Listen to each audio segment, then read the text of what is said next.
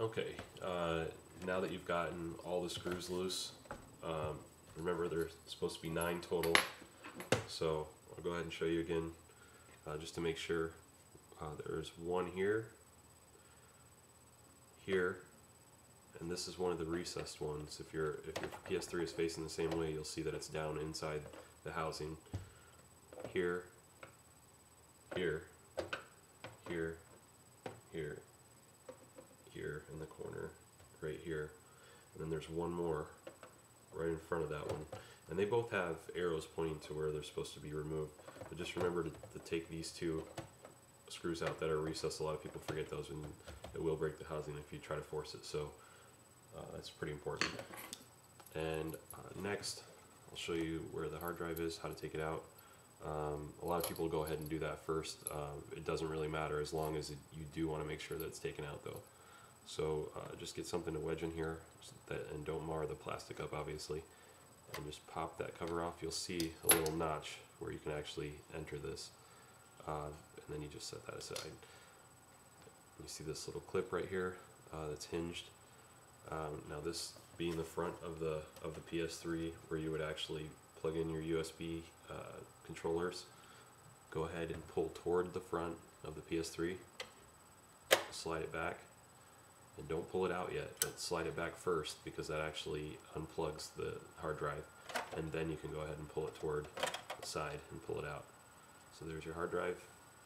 Go ahead and set that aside. And now that you've got all the screws out and the hard drive out, and you can actually take this off now. If you watch how I'm going to actually pull this up and toward myself, actually before I forget, go ahead and just take this clip out for that screw that takes the top part of the housing out that you slid back in the beginning of the video, just so it doesn't fall out when you flip it forward, and set that aside. And then go ahead and pop this up. Now you want to also flip this toward yourself, toward the front of the player, because of the ribbon cable underneath. Just be kind of careful with it. It's not extra brittle, but it is something you definitely don't want to break. And I don't know how well you're going to be able to see this. It's probably easier just for purposes of if you're just going to clean the Blu-ray, you could unclip it from the board or from this is the slot card reader, and I'm going to go ahead just for the video and unclip the one from the part of the ribbon cable from the slot card reader. There's a little brown tab in here, and that flips down. If you ever work on computers or any other electronics, they're all pretty similar. So just kind of get under it without stabbing it or anything. Just be real easy on it and flip it back. It should come back fairly easily, and it'll free that cable.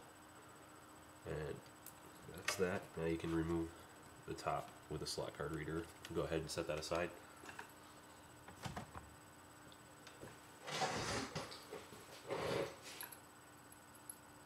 Next thing you're going to want to do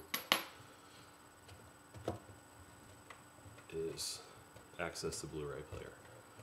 And like I said, in this particular unit, it didn't want to read Blu-ray DVDs or PS3 games, and it was reading PS2 games, but we wanted to read all of them. So,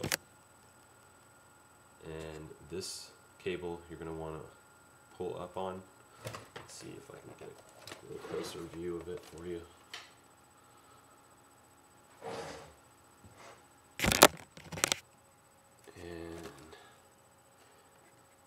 It's going to be right here. And just pull up on that cable. And it's actually clipped under a little piece of plastic on the side, but it's not, and you'll be able to pull it out pretty easily. I'm going to set this back down.